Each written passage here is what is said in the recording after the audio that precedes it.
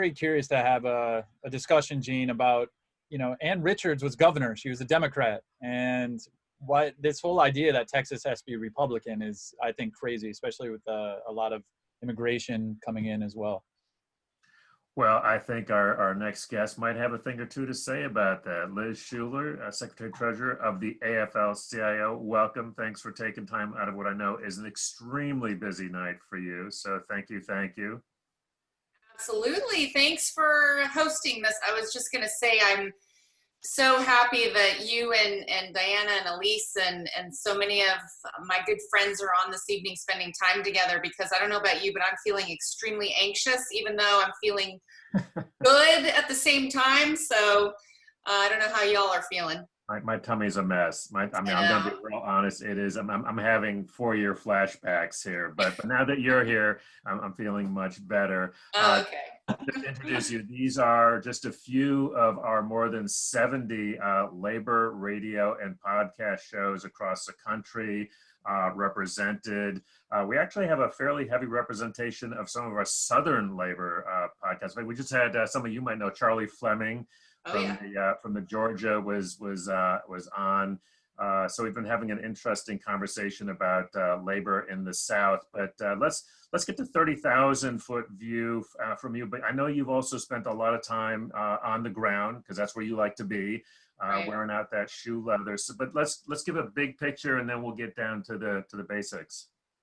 Sure, absolutely. And as we know, this election has been different than any other in the past, primarily because of the pandemic. But I think we have done an incredible job with Labor 2020, pivoting to the new tools, the creative tactics. I know in the DMV, even the work that's been done to assist other battleground states using our virtual dialers, and the support that's come in from all over the country, I think has been one highlight, in my opinion, that, a silver lining to the pandemic, maybe, that people are helping each other, they're there for each other and supporting, especially those in the battleground states from other places that have resources. So, I'm sure you've talked about how it's been a record early vote. Yep. It's been the most diverse electorate in history, young people, women, people of color, and union members, right? I think out of the 100 or so million early votes, 3.5 million union members and householders have already voted. Wow. So I think that's a real highlight. And so what I see, and I've been doing virtual campaigning and on the ground, is this incredible energy, incredible resilience, and the enthusiasm that we would normally see, but just doing our tactics and our campaign efforts in new and creative ways. And so that's been really heartening. We were just Gene Lance, who's out of Dallas, works with the state Fed there, was just talking about a whole raft of local candidates there. And I was curious. I'll be honest. I've kind of lost track. I knew last cycle we had a ton of labor candidates. How did we do this year, just in terms of fielding candidates? Because as you know, I mean, winning is great, but oftentimes it's just getting lots of people to run. Do you have a sense of where we are across the country on that?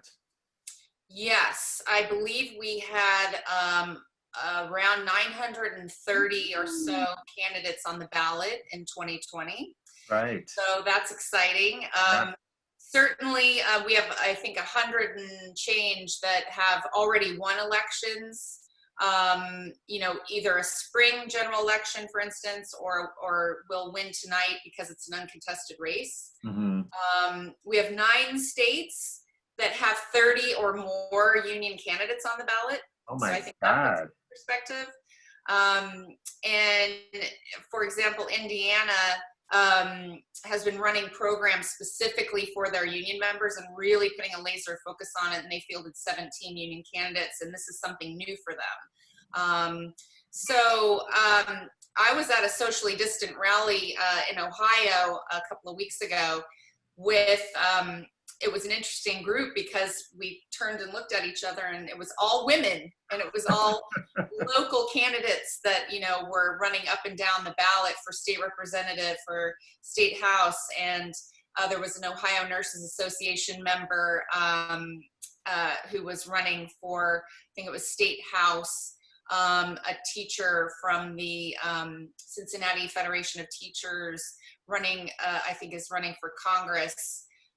So, I mean, we have union member candidates at all levels of government that are running, and I think historic numbers of women, people of color running for these offices. And as Elise will tell you, you know, with the activities we've been doing around getting union women to run, we have put a special focus on, you know, especially this year, coming off the Women's March and other uprisings, women are really leading this movement, and they're running for office in record numbers. Well, let me not hog, and I know you don't have a whole lot of time, so let me open it up to some of my colleagues. Evan, did you have a question? Was that okay? Go ahead. Liz, thanks for joining us, and hopefully Biden's going to win. Hopefully we're going to take the Senate and the House.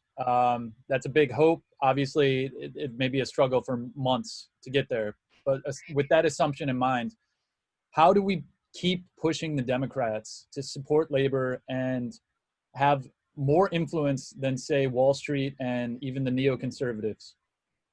Well, that is going to be up to us. We say it all the time, right? That we can't let them off the hook. And Joe Biden's campaign has already shown us that he takes the labor movement extremely serious, because even, you know, we don't want to focus too much on post-election yet, but the signs are really hopeful and positive that he is listening to us. He's got labor people in mind for key positions in the new cabinet. And so I think it will be, again, we've got to be the ones to turn up the heat, turn up the pressure, make sure our grassroots machine does not stop after Election Day, and that we continue to engage our members on the issues. That's always the tough pivot point, right? That we get them fired up for the election and politics.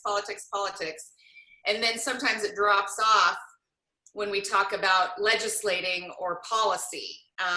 So I think that's a challenge for us as a labor movement, is to make sure that in this new administration, right, the first thing we want to see out of the gate is passage of the PRO Act. And, you know, to make sure that, you know, working people, as we know, who have been out in the streets, who've been on the front lines of this pandemic, who have had enough of this economy not working for them, that those organic movements that have been on fire on the, you know, front lines of these protests can translate into union membership by fixing our labor laws. As you know, right? They are broken. Yes, please. So passing the PRO Act out of the gate, and Biden has and Kamala have said, yes, this is a top priority. Certainly the HEROES Act being stalled out, you know, on the Hill and the Senate, and getting this pandemic under control will be the first order of business, and having a plan. What a concept, right? And getting all of the things that we had front and center in the HEROES Act, you know, unemployment insurance extensions, healthcare support, investments in state and local governments and schools, and our postal service, even our multi-employer pensions had relief in the HEROES Act. So getting all of that, you know, ready for this next administration right out of the gate will be up to us. And just quickly to follow up, the Democrats have not had a jobs program in most of my lifetime. And when the private sector is not working, how about we go to the Federal Reserve, we issue credit, build infrastructure, hire union wage jobs, rebuild the entire country, and then we bring in half of union, as I understand it, at least the rank and file, is pro-Trump. They've been conned. So trying to bring them in, maybe it's wrong, and hopefully it's wrong. I think those numbers are high, but go on. but to show that they are getting something from a Biden administration that they didn't get from an anti-labor Trump administration. That's just my piece. No, I think that's excellent. And how long have we been hearing about investing in infrastructure? And even Trump made empty promises there, didn't deliver. Biden is already pursuing plans to make sure that infrastructure is at the top of his list. And I'm talking roads and bridges and broadband and energy infrastructure. But I've also been talking about the care economy as infrastructure, because we've seen front and center in this crisis the impact on caregiving. You know, parents that have had to turn their kitchen tables into a classroom while trying to work. You know, childcare facilities that have had to lay people off. And we know that women and people of color are disproportionately working in the care sector, and not only for young people, but our elderly, disabled. So I think it's an often neglected and invisible part of our infrastructure in the country that we need to, you know, invest in as well. And the Biden administration will invest in that because he's already been talking about it on the campaign trail. Alan? Yeah, Liz, thank you so much for joining us. I guess going back to what you were talking about, turning up the heat for grassroots organizing and for getting more women to run for office, did you see like an uptick in the urgency after 2016?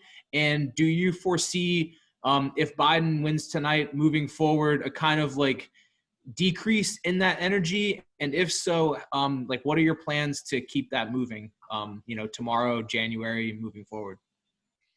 Wow, thank you for that question. I absolutely have seen throughout this campaign, we've been seeing it build, you know, since Trump was elected. More women running, certainly the labor movement being seen more as a women's organization, because we are half the workforce, and we will be officially half the labor movement by 2023, I believe. So it's about time that we, you know, put ourselves forward and show that the labor movement is a movement for working women. And so that has been building.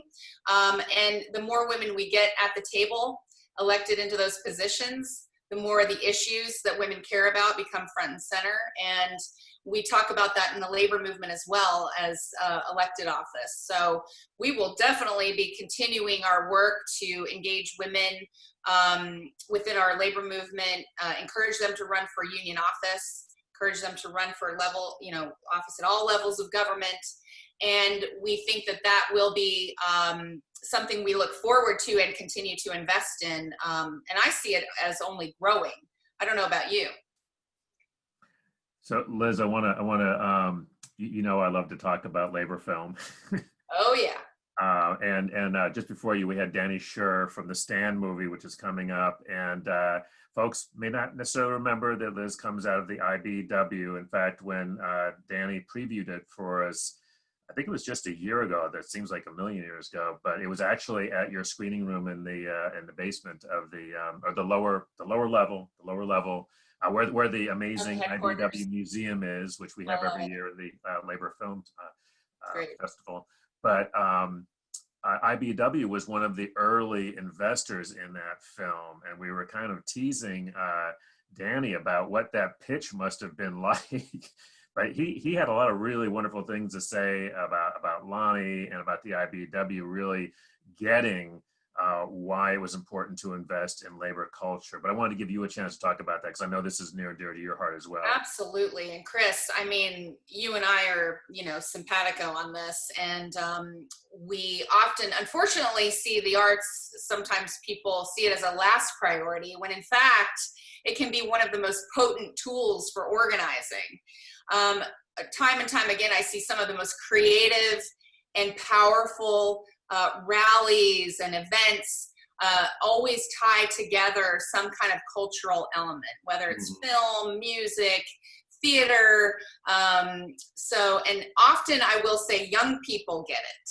I know, I remember one of the coolest events I went to was the minimum wage event in San Jose a few years back, where young workers in the labor movement combined forces with San Jose State. And I think it was during Halloween, they did a Walk of the Living Dead kind of event, and it got local news and everybody dressed up. And, you know, most labor leaders would be like, what? You're doing what? But it caught fire because people wanted to be a part of it. It was symbolic because of the minimum wage and, you know, the plight of working people in the Bay Area, the homelessness, the inability to, you know, make a decent living. and they were able to get the community involved, not just the labor movement. So I think there's so many great examples of how we tell these powerful stories, either through film, theater, song. And so I wish we would do more of it. And, you always have me on speed dial for any kind of support and event that we can do to lift that up, for sure. The last thing, and this is just something that's close to all of us as the network, is that, the IBW, of course, has a fabulous media department. I've stolen lots of ideas from them. The AFL now has a great media department. Was one of the international level to have a podcast. And I just wanted to get your thoughts. These are just some of the more than 70 labor radio shows and podcasts that are part of this nascent network. And, this is the first national broadcast that we've done, but this is something I know that you've been really visionary about. And I'm just thinking, whatever happens tonight, it's clear that going forward to have our own platforms is really critical. And I just want to sort of get your thoughts on that to this group. Well, it is so exciting too, because we can actually speak directly to audiences we normally wouldn't be able to reach through other means. And, for years we've lamented about the cost of doing business in having your own television station or your own, radio or traditional broadcast channels. And I think using podcasts and other forms of media just give us a direct channel to the people we're trying to reach. And I would love to learn more from you, because we have done quite a battery of approaches over the years.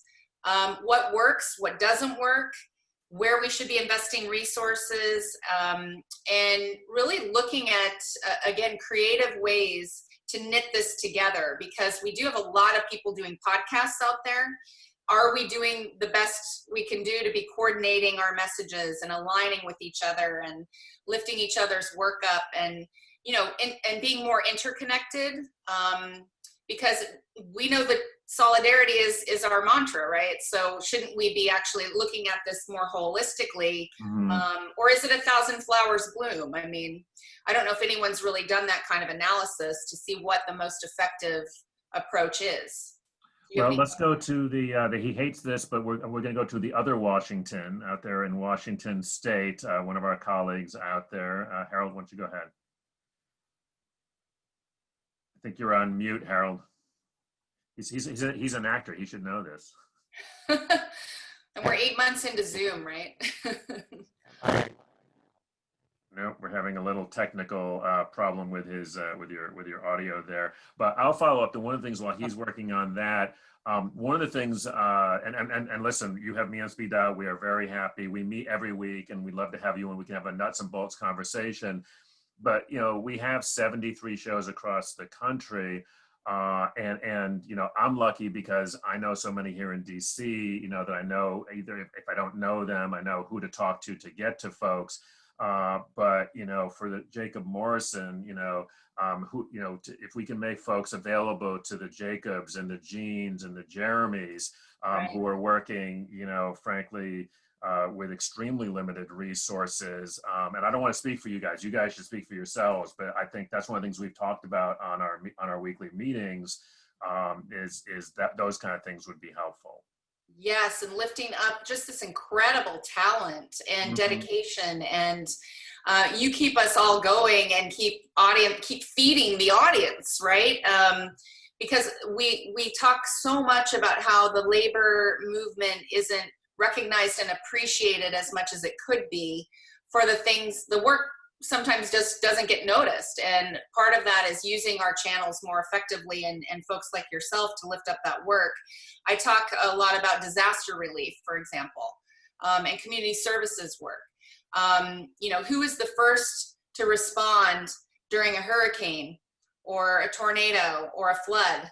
It's the labor movement, right? We're running in, not only in our work as first responders, but also with the charitable efforts that we do, raising money and rebuilding people's homes and doing food drives.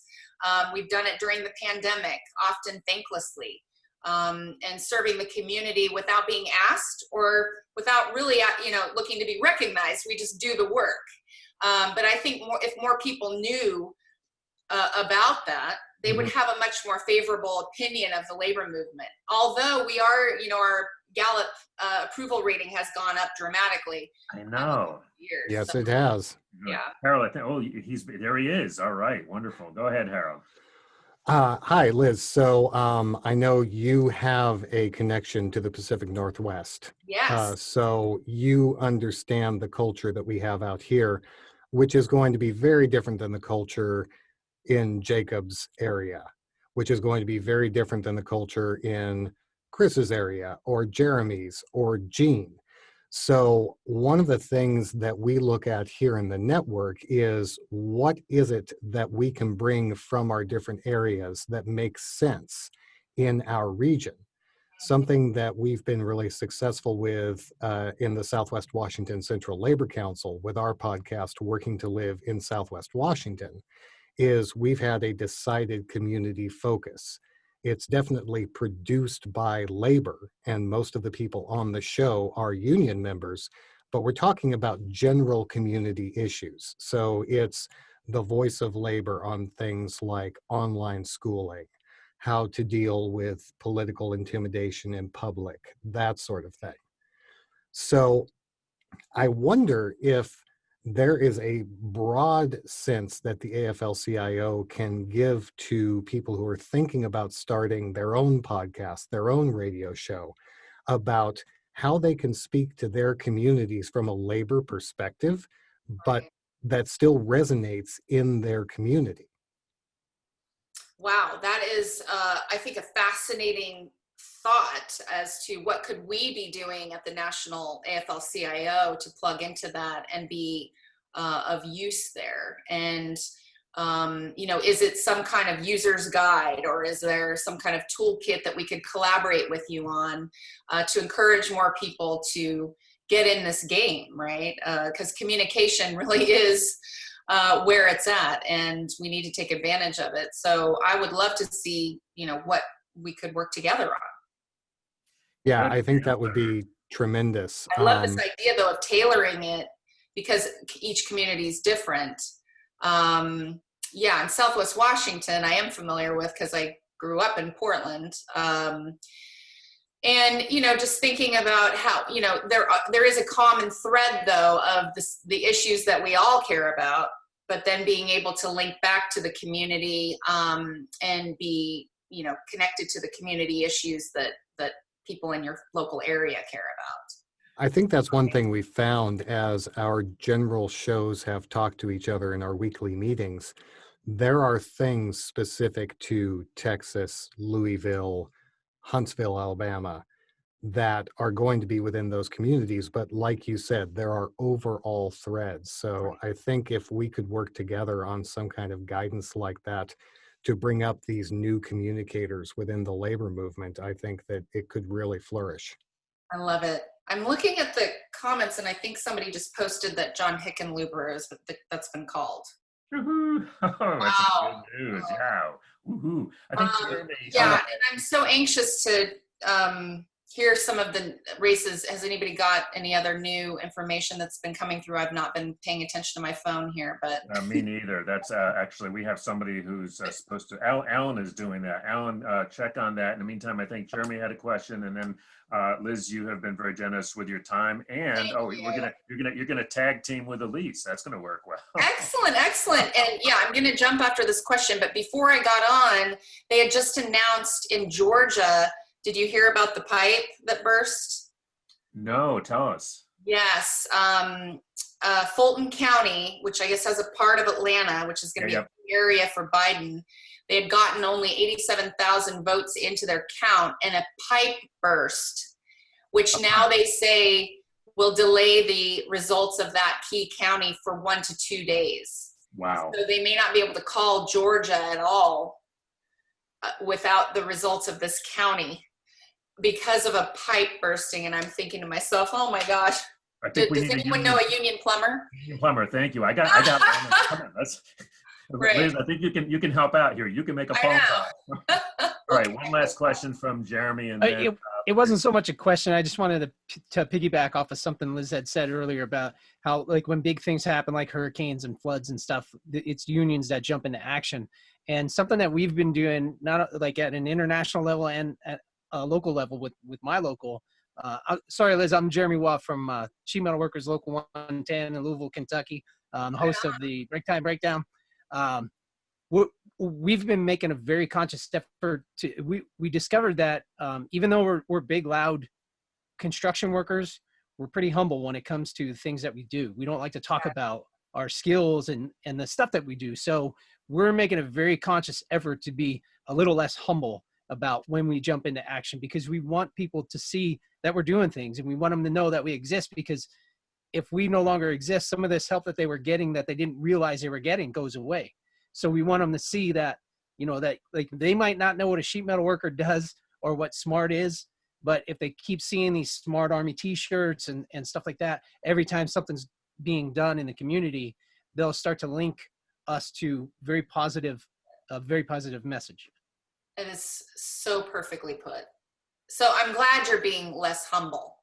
Get it out there, and like you said, the branding and connecting the union, the colors and the alphabet soup that we wear that doesn't make sense to anybody else, but if they see it consistently and there's like, hey, wait a second, my little league coach keeps, he's part of this thing called SMART, or this person who responded and showed up and wired this person's home that had just gone through a fire, or so I could not agree more, and I think that will be our charge going forward, especially as the Gallup poll numbers are climbing.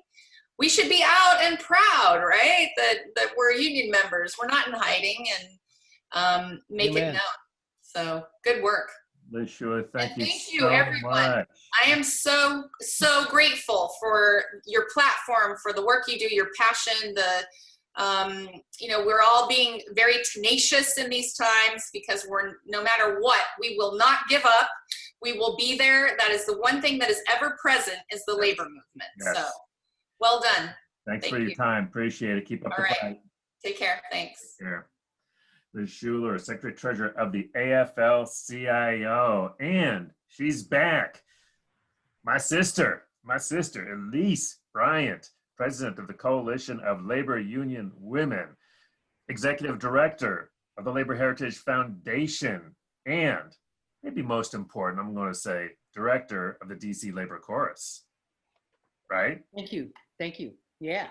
How are you doing, my sister? How you feeling? Well, I'm inspired by Liz. The final words to our song. It's, 'cause we'll never give up, and we'll never give in, and we'll never ever go away. Never, ever. We will build a mighty future for our daughters and our sons, and the work of all workers rise as one. Where's my little heart emoticon? Where's my heart emoticon? We love you, Elise. Thank you. Where's Dave? He missed that. I know, right? He missed it. It's all right. So seriously, how you feeling, sister? How you feeling? I don't know, because I haven't watched the news. I've been I know. I have no idea. All day long calling Pennsylvania. And then they had the nerve at 7:30 say, we're going to start calling Arizona now. It's like, oh, hell. Well, y'all call Arizona. I'm tired of this. I'm like, hello, I voted. Get off the phone. Hi. No, she doesn't live here. Get off the phone. You have your lines that you will not cross. Pennsylvania, yes. Arizona, hails no. But I did send it to two friends who live in Arizona. I sent them the link. So where in Pennsylvania were you calling? Everywhere. We're calling around the state. We're doing Philadelphia. It was really literally all over the state. I remember one year, I can't remember what year it was. I was up in the Reading, Pennsylvania area, and the thing I remember was it was like 2 miles between every damn house. I mean, there was no door. I don't know what this door-to-door shit was, because it was private. And this was before. This must have been a while ago, because we didn't have no damn GPS. All right, we had maps. This is, you young guys don't know what I'm talking about, but we had like actual like. And not the good maps either, like the maps from the maps from the Afl-Cio, okay? So the maps that like. Oh, you didn't get the AAA maps? No. I'm talking about those maps where you only had like the house and the streets right around it. So if you were off of that map, you were in deep doo-doo, okay? Yeah, it was, so you really needed some serious skills to be able to find these things. So you were lucky if you talked to like 5 people a night. So anyway, so how did the calls go? You know, I mean, you've done this, right? Anybody else have done phone banking? Yeah, 100 calls, talk to 5 people. Yeah. 2 of them don't want to talk to you at all. And the other 3 are like, oh yeah, I voted already. This is the 3rd call today. Yeah, okay. Harold, I know you got to jump. You got anything for Sister Elise before you jump? Well, actually, yeah, Elise. Something that we discovered here in Washington State, the other Washington, is I keep saying he's really The better looking Washington, actually. that's what we're saying. No It's argument. greener. It's nicer. It's beautiful. Because there have been so many robocalls recently. A lot of phone banking operations have had less success this year than in previous years. People don't want to pick up when they see a number that's unfamiliar to them, but they've been much more successful with texting. Did you guys do text banks as well as phone banks? I think that Afnan Adam, who was on the staff of the Coalition of Women, told me that yesterday they did 5,000. She did 5,000 calls. Oh my God. Yeah. Wow. It's quick. It's really quick. Wait. So what? So I've not done this. So how does this work? They have this app called Hustle, Okay. and it's like the you know, the automatic phone dialing. It just goes Okay. to the next one and to the next one and to the next one, you know, and you hit the button that sends the message. Bam, it's gone. They can respond yes or no or whatever, and then there's an automatic response that you hit that sends it to them. I mean, you're literally done in like seconds. Well, Jeremy, you got something on this? Yeah. So Paul Pimentel, who was on earlier, he set this up Yeah. through the international. We did this. We did last night. We did 10,000 texts in like 20 minutes. My head is blowing up here. These numbers are crazy. Yeah, it's insane. Well, and like Elise was saying, the calls, you're going to go through, you know, 100 calls before you get one person, but people will respond to a text. Even if, like, no matter what, whether they're going to be nice or whatever, they're going to respond to it.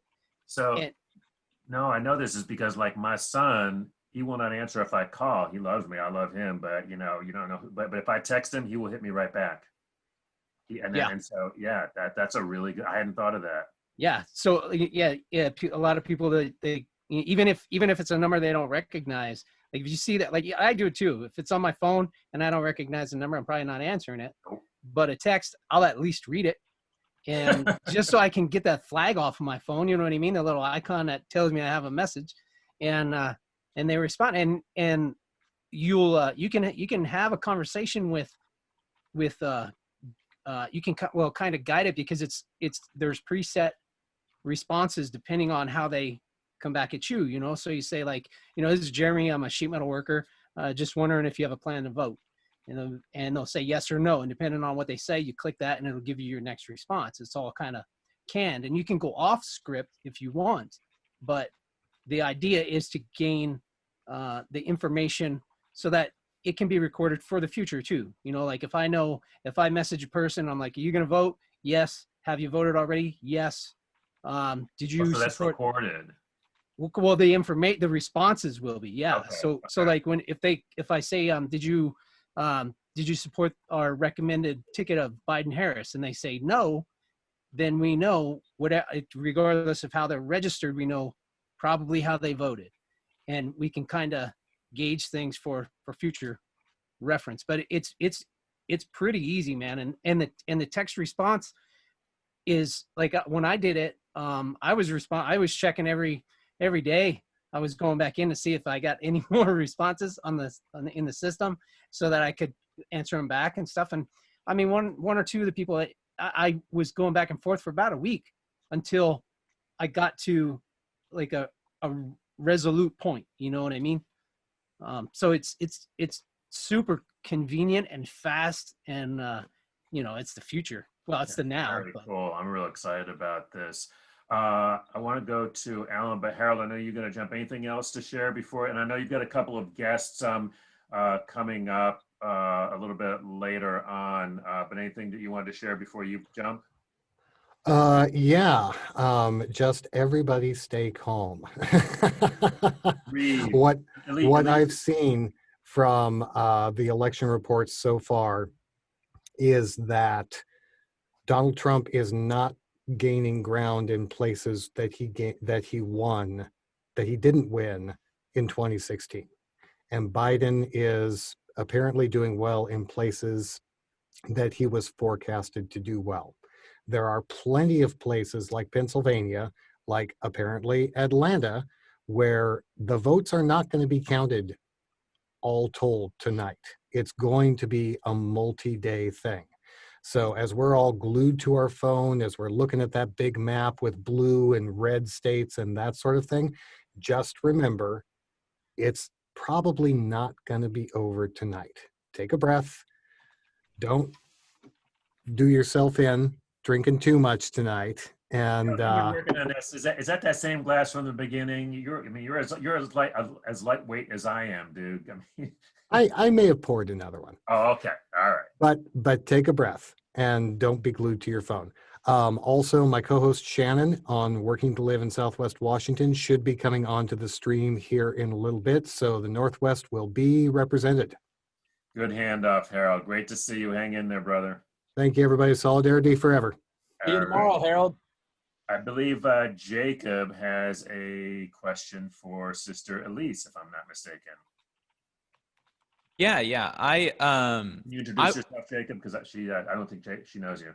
Sure. So my name is Jacob Morrison. I am a co-host of the Valley Labor Report here in North Alabama, also Secretary Treasurer of the North Alabama Area Labor Council and a member of AFGE Local 1858. So my question was, we've just started doing interviews for a show on Bolivia here.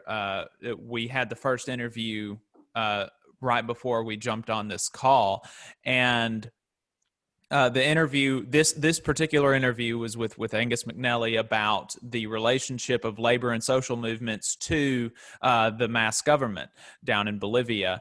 And something that he pointed out was the fact that the labor movement was so kind of integrated into all of the social movements, the indigenous peoples movements, the peasant unions, and et cetera, et cetera.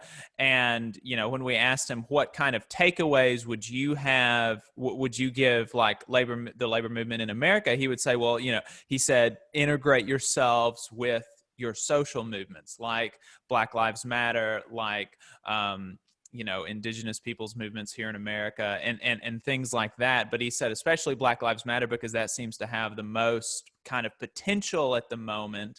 And so I was wondering if, what your thoughts were on, I noticed that you've got a shirt or a blanket back there, Black Lives Matter on it. And I was wondering what your thoughts are on labor's record so far on integrating the Black Lives Matter movement into our movement and integrating us into the Black Lives Matter movement.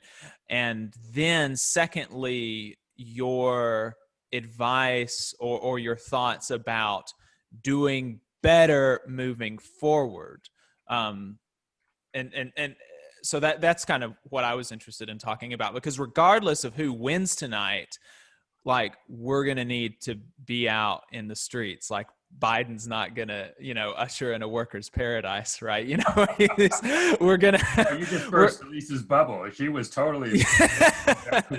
Yeah, I mean, we've all, everybody here has been in the labor movement longer than I have. And I think that we're all kind of clear-eyed on what the Biden administration is, and he's a better enemy.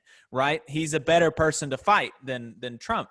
And so, in a Biden administration, hopefully, knock on all available wood, we're going to have to fight him on a bunch of things. And so we need to be like preparing for that. And the way to prepare for that, I think is kind of, allying ourselves with strong social movements. And so I was interested in the group's thoughts on that, but specifically Sister Elise. It is actually really remarkable that the AFL building, a quarter of the corner of the building is covered in the Black Lives Matter banner. And if you said 20 years ago to me, or even like a year ago, that the Afl-Cio would have a banner that says Black Lives Matter on it, I would say, and the laborers, thank you, right across the street have it all over their building. And it's remarkable. It is, because that's a big step for them. Yeah. The thing is that it's all show. And once it comes down, what's going to be the action called for? What's going to be the commitment? And that's where things get shaky. One of the things yes, Black Lives Matter. From the moment I heard it, I was into it. And when people would say to me, but don't all lives matter? I go, yes, of course all lives matter. But all diseases matter too. But somehow they have cancer hospitals. They call them cancer hospitals. I don't know. Maybe it's because cancer is so virulent a disease that they had to have their own specialty hospital, not to mention making money. But so yeah, Black Lives Matter, because none of you have to sit in the car and worry about whether you're going to have your brains blown out with your family sitting in the back seat. You're not going to be stopped for no reason whatsoever for just being on the street. And we go. So I knew that I immediately aligned with it and supported it. I've talked to leaders in the AFL-CIO, particularly leaders of color, to say, let's get on it. And when I am in the AFL-CIO Executive Council meetings, you can count the leaders of national and international unions on one hand who will speak to the issue. Mm-hmm. And so I think that, and this is, I said this before, but this is my belief, is that it comes up from the roots. It has to come from the grassroots to make the change. The people at the top simply cannot do it because they're already bought into the structure of it. But I think we need to train and develop and identify more and more folks who have progressive ideas to run for office. Not just leave it to the people who want to be somebody, but for the people who want to do something to the opportunity. And I believe that in the labor movement, I believe that if we're going to stay with the Democratic Party, that we can't keep allowing the same ones to keep running things over and over again. I think a particularly divisive piece that's come up recently with the George Floyd and that movement and Black Lives Matter in front of the White House was the whole defunding the police department. Mm-hmm. Mm-hmm. And the moment I heard the word defund police, I thought to myself, there are going to be people who are just going to go, absolutely no. We need police, we need protection, yada, yada. Now I know, that they developed the police as another police force, armed force, to keep the working class in line. They're the working class killing the working class, policing the working class, so they don't put their hands with it. But I think that the whole concept of defund, and I thought if we just said reallocate, because that's really what it's about, right? It's really about reallocating funds into the schools, into programs, into having social workers do the kind of work that cops are sometimes called to do. That makes sense, and a lot more people can buy into that. And I think a lot more people in the labor movement could buy into reallocating the funds as opposed to defunding the police. Thank you for that. I think another messaging that is extremely popular is stop police violence. And I think targeting the police in one way is, the police have a $1 billion budget that they're talking about reallocating in New York City. So people are like squabbling for crumbs when you have Wall Street that's able to create trillions of dollars of wealth. And no one's talking about Wall Street the entire time to actually rebuild and get tax Wall Street. Wall Street pays no sales tax. We pay sales tax when we go to the grocery store and things like that. So my set demands personally are, get the money from Wall Street, get the Federal Reserve, rebuild the infrastructure, and create a national jobs program that can create 40 million jobs. And I think you can then beat back this fascist wave. And as Frederick Douglass said, power concedes nothing without a demand. And oftentimes I see people in Portland throwing stuff at a federal building and these anarchists have taken over the Black Lives movement. There's very few African Americans in the group anymore, and it was a pretense to get federal troops into Portland, which almost seems like there's agent provocateurs that are supporting Trump. And one other point is that any riots that happen in the coming days, those are Trump riots. Those are Trump riots. Those are going to benefit Trump. Those are going to help Trump bring in federal troops. So obviously I'm pontificating, I'm on my soapbox, but I want to ask you specifically, on a roll. What are some of your main demands going into a Biden administration? Obviously, if Trump wins, we're on defense, and it's a horror show, and it's going to be scary America more than anyone has ever known. But with Biden coming in, what are some of your top demands that we can rally around?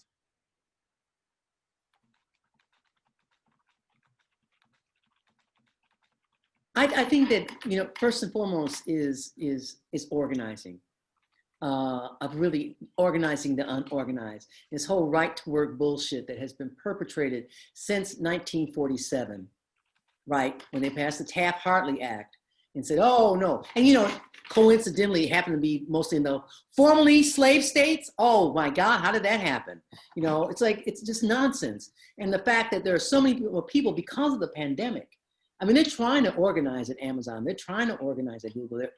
We, as the Newspaper Guild, are getting all kinds of requests from nonprofits. The Southern Poverty Law Center called us and said, we want to use us. And the Southern Poverty Law Center hired the worst union-busting law firm in the world to help break the union. This is like the Southern Poverty laws. Okay, I'm sorry. Let me come back down here. No. Call it. And Sure. I think NAACP also had some. Yeah. And the ACLU, thank you very much. Right. Lambda Legal did. They organized, and now they're in the guild. And I'm not sure that that's the best place, but it's better than no union at all. But I think it says something that these nonprofit organizations who are doing good, on our side and progressive, need to figure out how to deal with workers fairly and correctly. And with equality. So that organizing piece is it. And of course, I just think education. If I could take everything out of every budget that's just spent on bullshit and said, let's starting from, pre-kindergarten right through, I would do it. And of course I would make it all free. I mean, I think, education college should be free. Just me. I don't think that, I would push for it. I would push for it though. Because the thing is that if we don't ask, if we don't demand what we really want, they're not going to move at all.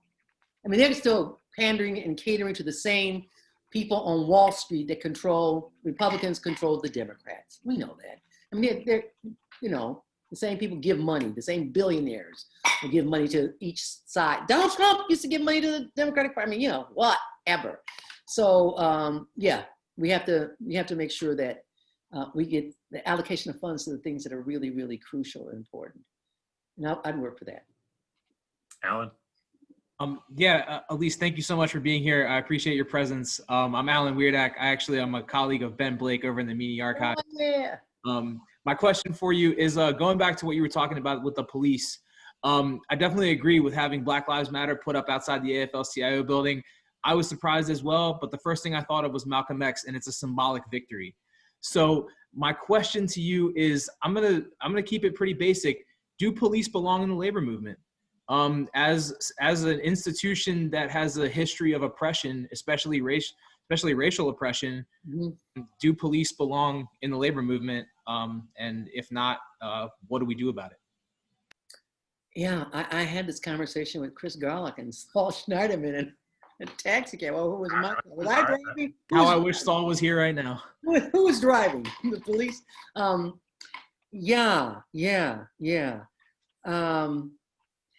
believe that everyone has a right to a union. But I know that the police have not been behaving like a union. And they've been behaving like a club.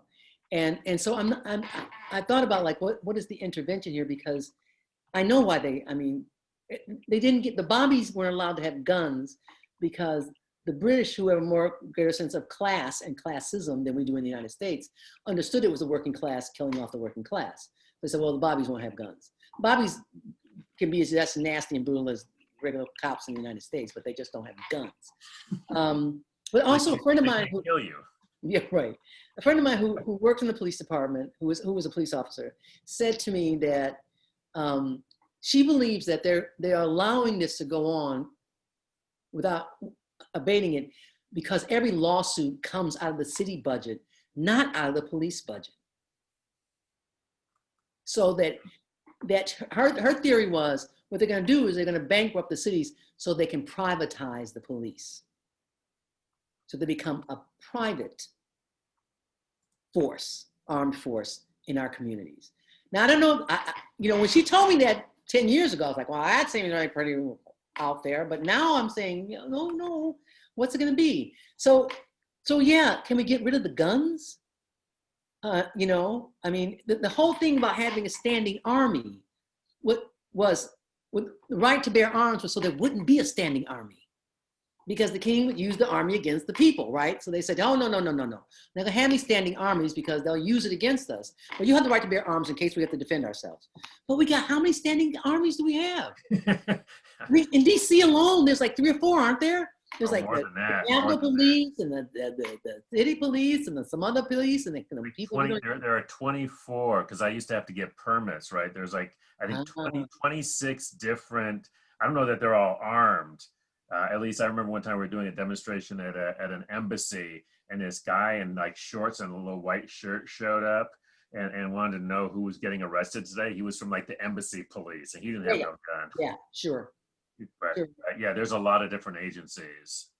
So I think we need to do, I feel like I need to do more work and study on this so that we don't end up in something worse than publicly funded, at least accountable to the people, even though they're not. We haven't had that as strong. And that I would push for, community oversight of the police, yes. But that's just part of it.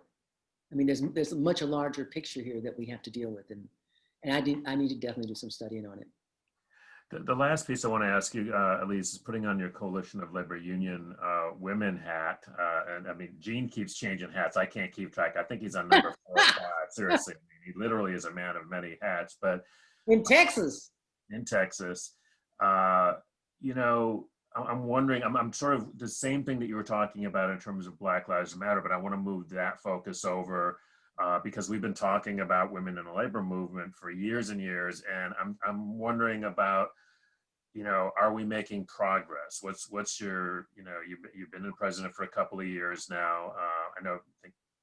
Let me get your hot take on it. Well, I learned this some time ago, and it, it's really this kind of, I really, being Black and being a woman is like, I both. I have to deal with the racism and I have to deal with the sexism.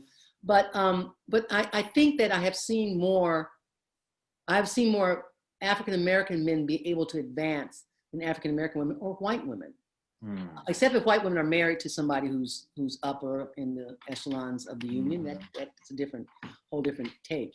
But a lot of times we end up in appointed positions and not elected positions. If you're appointed, you can be on the international staff making all kinds of money, but you can be disappointed, right? And now you look at the unions and everybody's got, the treasurer or the secretary treasurer is a woman. In the Afl-Cio, it's like, okay, all the women step up to secretary treasurer. Like, why? Like we're better at money or something? Why? Well, you can't be president, you can't be vice president. And that still exists. And I don't think it's enough, because what we found out is that you can get in the position, you get on staff at the International Union, and you start acting like the guys, because that's the culture you're working in. And then you change the culture, people, Black people, brown people, Asian people, Native American people, women, Black, LGBTQ, you go in that structure and you'll start acting just like them. And so we have to change the culture to reflect what it is we say we believe in, is that it's for the good of the whole.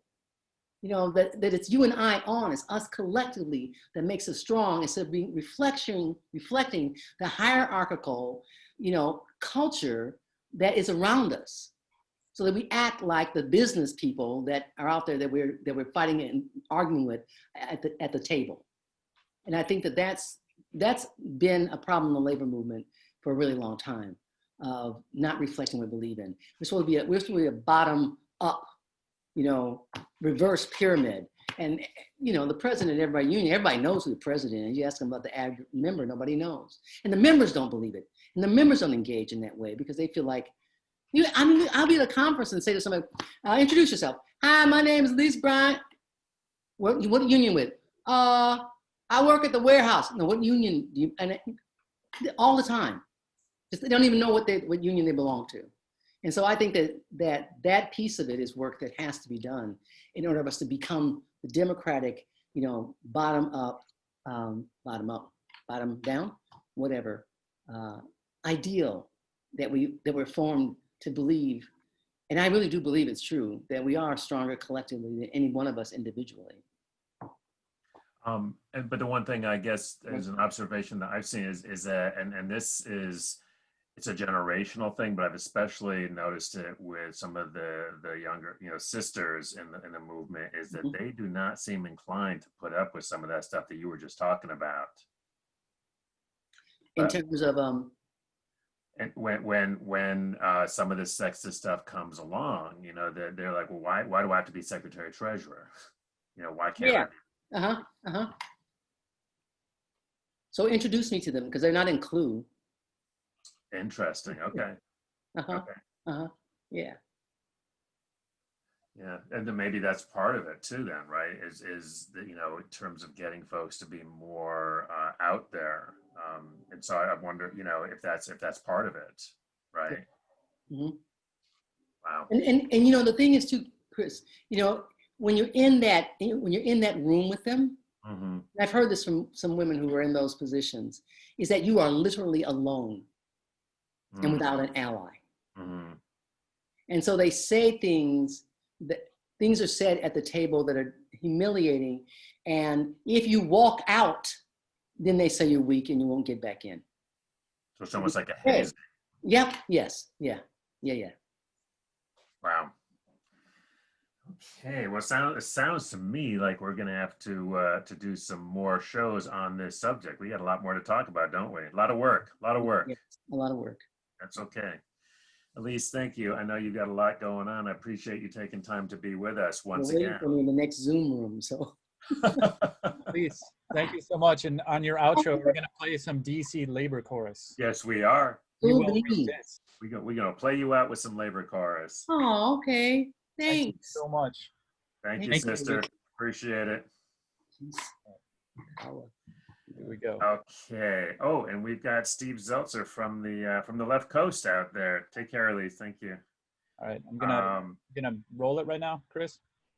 Yeah, let's do that. I tell you what, let's go ahead and play that out, and then Steve will have Steve give a report at the top of the next hour. So stick around, folks. More to come. All right.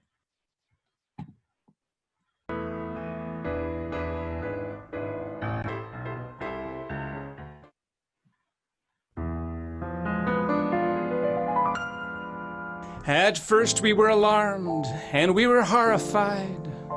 Kept thinking you could never win 'cause you're not qualified.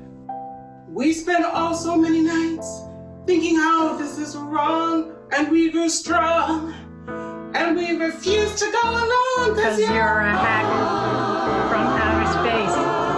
We have to watch you on TV with orange makeup on your face. You are the laughing stock, but we have our dignity. And we are organizing with our solidarity. Walk through the door, into the streets now, and onto the Senate floor. Weren't you the one who tried to hurt us with your lies? You think we crumble? You think we lay down and lie on us? We will resist. For as long as we know how to love, you know we will resist. We have all our lives to live. We have all our